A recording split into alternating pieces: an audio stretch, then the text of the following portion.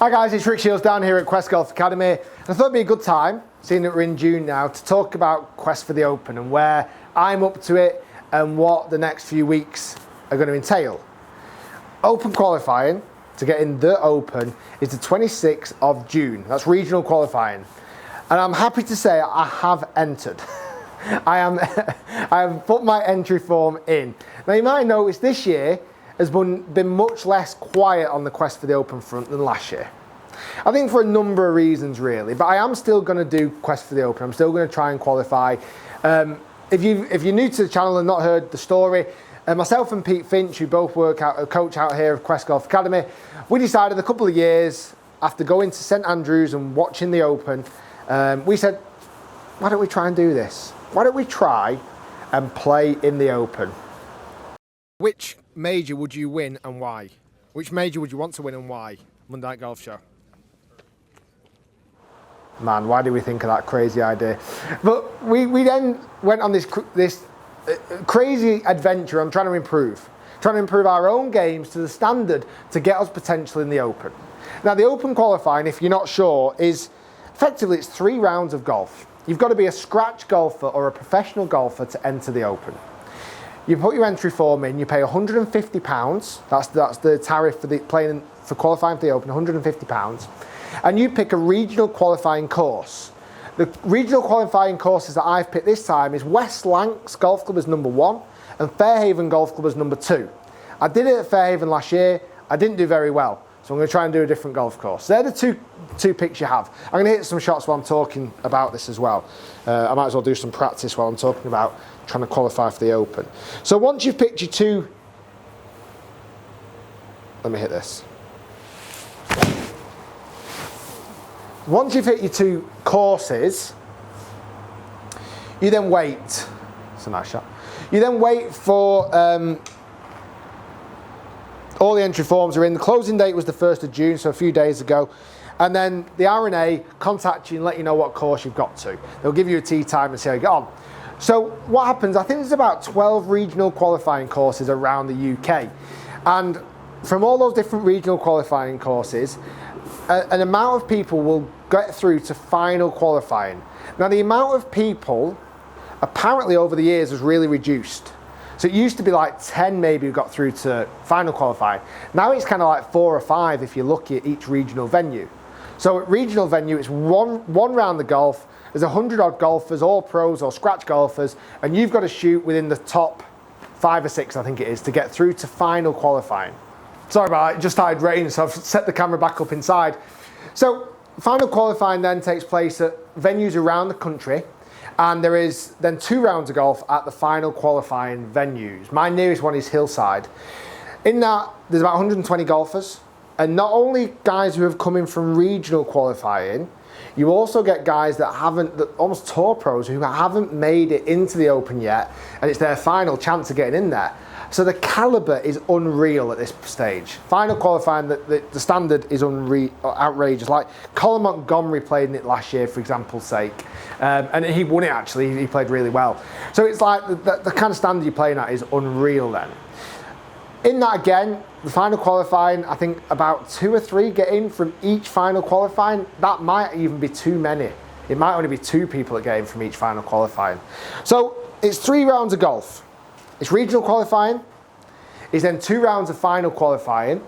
And then you are in the Open. And the Open this year is at Royal Birkdale in Southport, which isn't far away from me at all. It's about an hour away from home.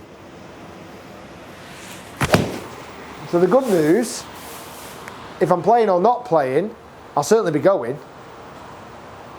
They're 2 similar shots. I'll certainly be going to the Open every day because I'm really excited about it. I think it's going to be awesome. So I'll fill you in my progress at the moment and why I've potentially not been putting as much emphasis on it on my channel. The first off, last year really dented my confidence a lot. I put a lot of effort into it last year and completely and utterly what's the best word? Collapsed is probably the best word. Didn't do very well. Messed it up is the simplest answer. I was very nervous. A lot of people came and watched me. I was incredibly nervous. Hadn't played in front of that many people for ages. Now I make videos all the time, but it's me and a camera. It's nothing, not thousands and thousands of people watching. I don't see it as that on a video. But when you actually see people, real people coming watching, that was an experience I wasn't used to. I wasn't aware to. Since that moment last year, I've actually done it 2 or 3 times, and I'm getting better at it. I'm still nervous, but I'm handling it a little bit better than I did last year. Because that was 3 golf shots. That's all I need to do. I just need to aim a little bit further right, and I've nailed it. So I've done it recently when I played with Luke Donald and Chris Wood.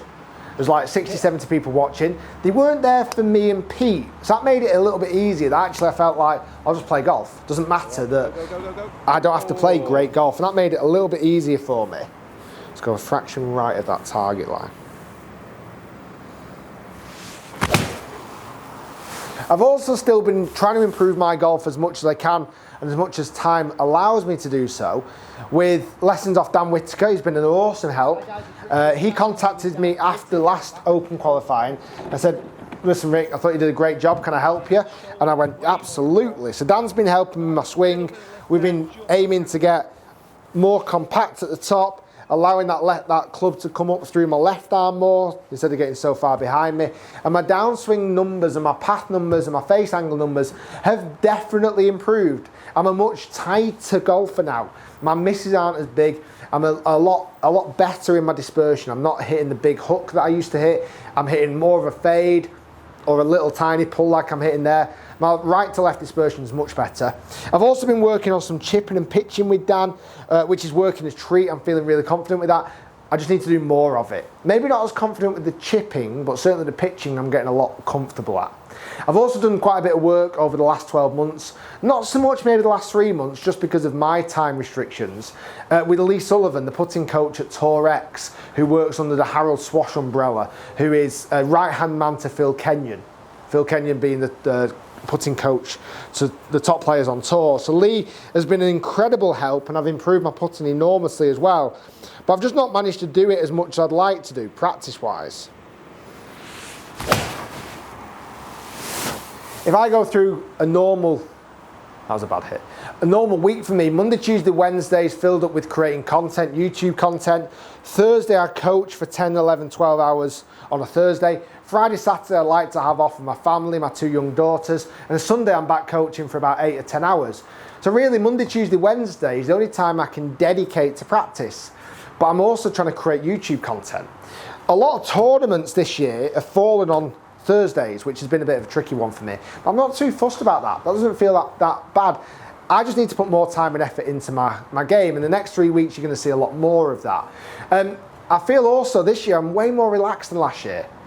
Rewind a year ago to this moment in time, and I'd have been panicking over any bad shot. I'd have been like, oh my goodness, this is it. I'm not going to be able to do it. Now I'm like, you know what, it's fine. I've got time. I feel like I'm a little bit more relaxed going into it. Not as much pressure. Not as much pressure this year as well because Pete Finch is doing it, where last year he didn't do it because he was injured. So I feel a little bit less like I'm doing it on my own this year, where last year I definitely felt like I was doing it on my own just because Pete got injured, which was unfortunate for him. And that's why you'll see, if you jump over to Pete's channel, you'll see a lot more Quest for the Open content this year because I feel like he missed out last year. I did it last year, so this year doesn't feel as important. But I am still going to do it. The good news, I'm still going to do it. 26th of June, I don't know the location yet. I might not tell you. I might not tell anyone. I might just go and do it somewhere random under the name of Joe Smith, wear a mask, wear all non-Nike apparel. You'll never spot me. I just don't. If I get more comfortable playing in front of people, that'll help enormously. And I might try and set something up in a couple of weeks' time where I can almost get you guys involved and invite you down to a golf course and I play in front of people. That might help me.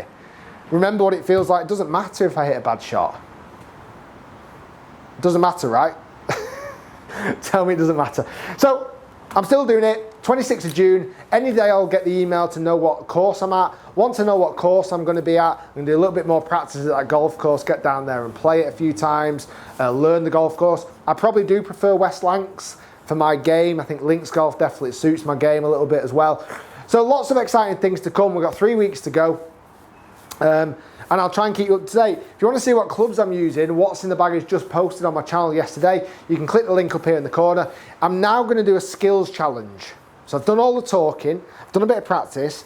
Let's see if I can get my best score ever skills challenge. That'll help enormously.